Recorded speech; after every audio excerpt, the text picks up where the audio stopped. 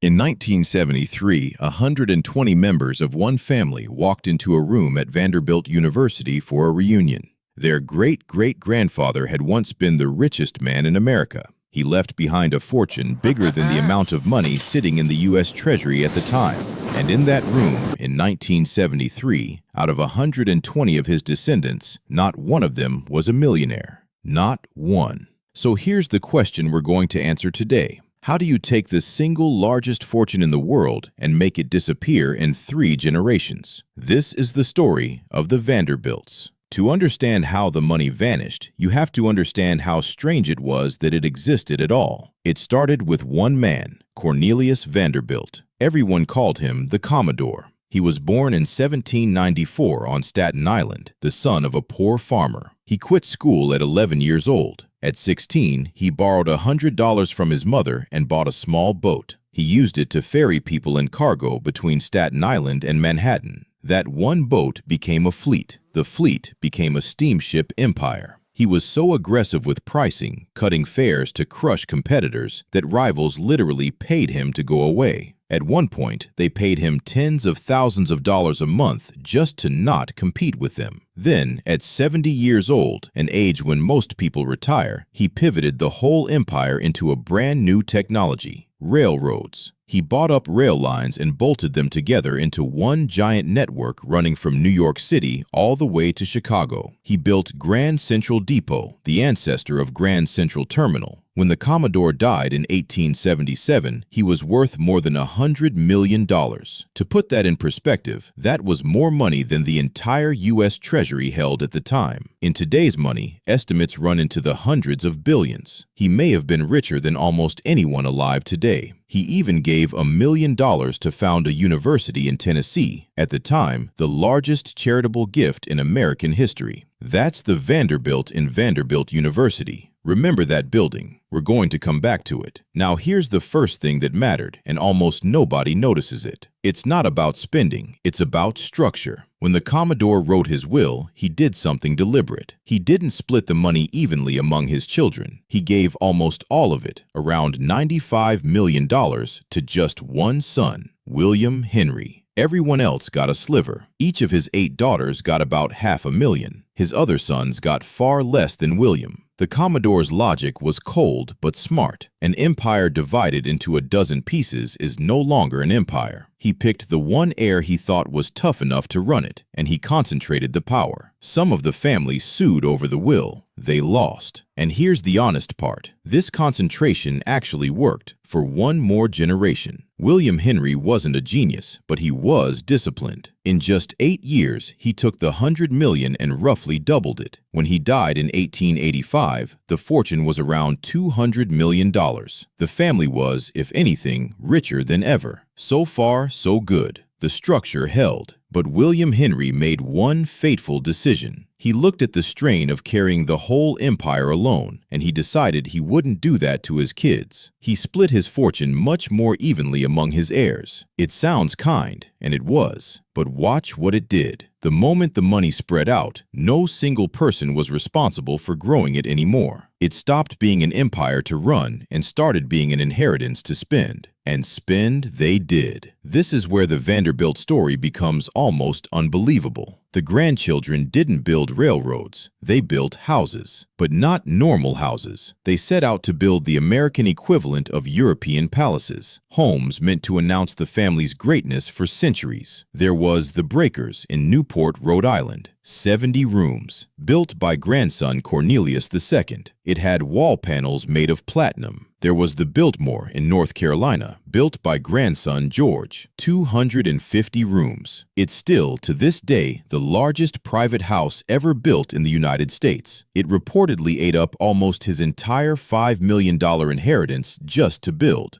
And then there was Marble House, built by grandson William Kissam Vanderbilt for his wife Alva as a birthday present. The cost, reported at the time, was around $11 million, of which about $7 million was spent on marble alone. 500,000 cubic feet of it. And here's the honest complication, because it wasn't only about the houses. It's about what a house like that costs every single year after you build it. These mansions were mostly summer homes, empty most of the year, but each one needed a permanent staff. Marble House alone required a staff of around 36 servants, butlers, maids, coachmen, footmen, year-round, to maintain a house the family used for a few weeks. This is the real mechanism. It's not that the Vanderbilts made one dumb purchase. It's that they converted a fortune that produced money, railroads, ships, businesses, into assets that consumed money. Every year, forever. A railroad earns. A palace just drains. Alva, who pushed for Marble House, once put it chillingly. A relative wrote that she didn't want another house. She wanted a weapon to force her family to the very top of New York high society. And it worked. But social status doesn't pay dividends. It just costs. There's even a darker footnote. Alva pushed her own daughter, Consuelo, into marrying an English duke she didn't love, reportedly posting a guard at her bedroom door the night before the wedding. The price of buying into European nobility? A dowry of around $10 million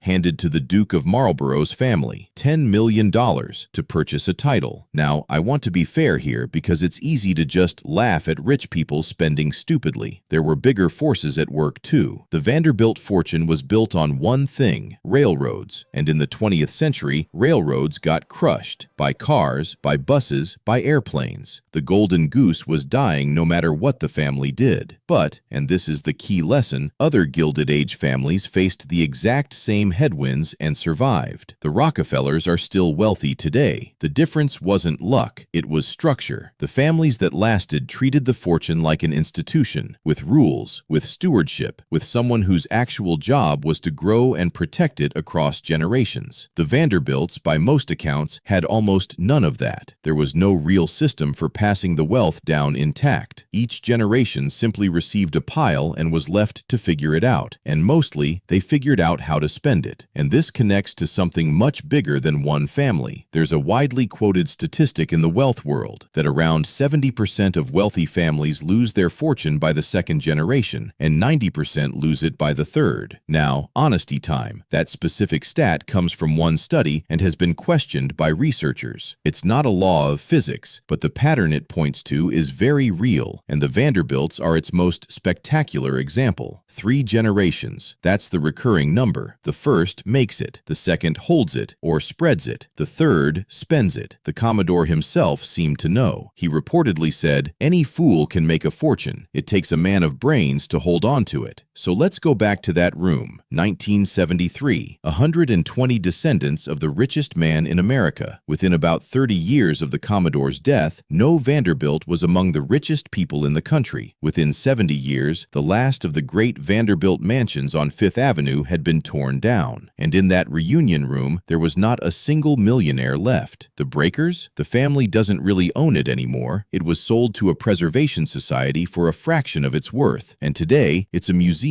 you can buy a $30 ticket to walk through. Marble House, the Biltmore, museums and tourist attractions. The palaces built to announce the family's greatness for centuries now survive as places strangers pay to visit. And one more thing. Remember the university? One of the Commodore's descendants is the journalist Anderson Cooper. By his own account, he inherited essentially nothing from the Vanderbilt fortune. He has said his mother told him early on, there is no trust fund. He built his career from scratch. The fortune that was supposed to last forever didn't even make it to him. The Vanderbilt name still echoes everywhere, on a university, on mansions, on Grand Central itself. But the money? The money is gone. It turns out the hardest thing in the world isn't making a fortune. It's building something that survives the people who inherit it. If you found this fascinating, subscribe. This whole channel is about how great fortunes are built and how they fall apart.